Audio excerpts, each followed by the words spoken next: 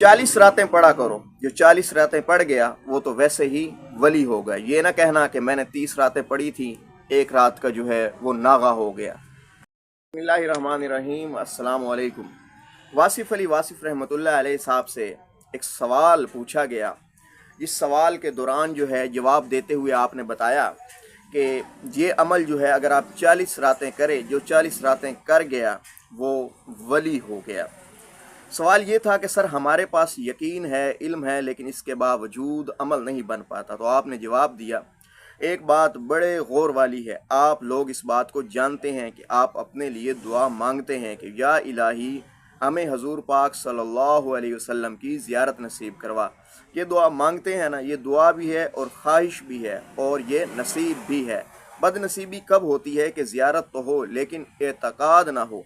इस ज़माने में लोग हजूर पाक सल्लल्लाहु अलैहि वसल्लम की मौजूदगी में इन्हें देखने के बावजूद ईमान ना लाए।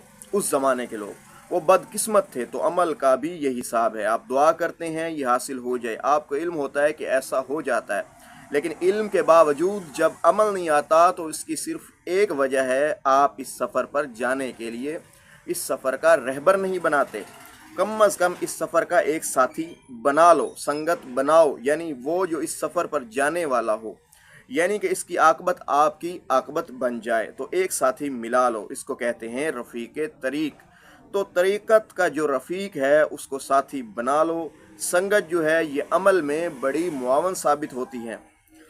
मसलन लोग नेक काम करने जा रहे हैं तो आप नेकी वाले बंदे तो नहीं, लेकिन साथ चल पड़े। जहाँ वो बैठे तो बैठ जाओ, जहाँ वो चल पड़े तो वहाँ से आप चलना शुरू कर दो। इस संगत के अंदर आपका सारे का सारा अमल जो है वो दुरुस्त हो जाएगा। पहले 2 दिन आप कहोगे ये क्या करते रहते हैं, फिर आपके अपने बिहेवियर में तब्दीली आ जाएगी। अमल जो है वो साथी की मदद करता है। अमल जो है वो हुक्म के साथ होता है और वो पीर होता है। जब ये पता चल जाए कि ये पीर का हुक्म है तो कहो मैंने करना ही करना है। अगर आपका साथी कहे कि मैं सुबह को दौड़ लगाता हूँ तो आप भी दौड़ लगाएं। अगर आपका साथी कहे, अगर साथी का साथ चलेगा और इसके साथ चलेगा जो रहनुमा है, या फिर पीछे से कोई धकेलने वाला हो, अमल पे मजबूर करने वाला हो, फिर अचानक कोई फैज़ हो जाए, लेने वाला खुद ही आ जाए, फिर वो आपको सखी बना देगा। फ़र्ज़ करें आप सखी बनना चाहते हैं, पैसे भी हैं, लेकिन कोई अमल की सूरत नहीं बन रही, तो एक दिन वो आप ही आ जाएगा। गरीब आदमी कहेगा कि फटाफट पैसे दो, तो वो ले गया, तो वो बिला सबब, बिला ज़रूरत और बग़ैर आपके अमल के आपको सखी बना गया। ये भी मुमकिन हो सकता है। नमाज इसलिए होती है कि उस ख्याल को उस ख्याल से आज़ाद कर दे जो ख्याल अमल नहीं बनता, फिर अमल पैदा हो जाता है। बड़ा अमल करने के लिए छोटे अमल में इस्तकामत पैदा करो।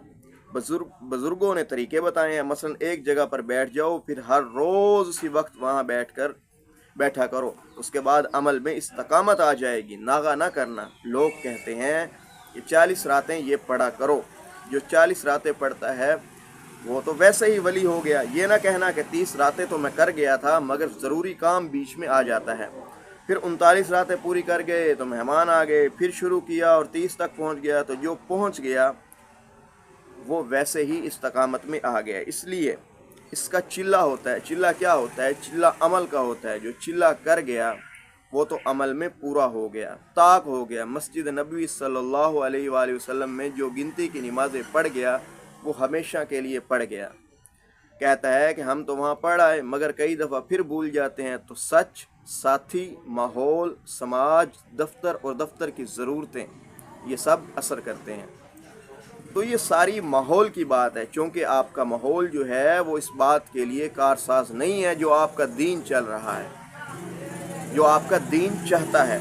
आपकी दुनियावी तरक्की दीन छोड़ने में होती है। अस्तगफिरुल्लाह कहता है तरक्की तो हो गई लेकिन 6 दिन से नमाज से नज़रअंदाजी है, वरना अगर इस्लाम याद रहे तो तरक्की कैसे हो सकती है? फाका ही हो सकता है। तो समाज के अंदर दिक्कत है, माहौल में दिक्कत है, तो जितना आपसे हो सकता है वो करते जाओ।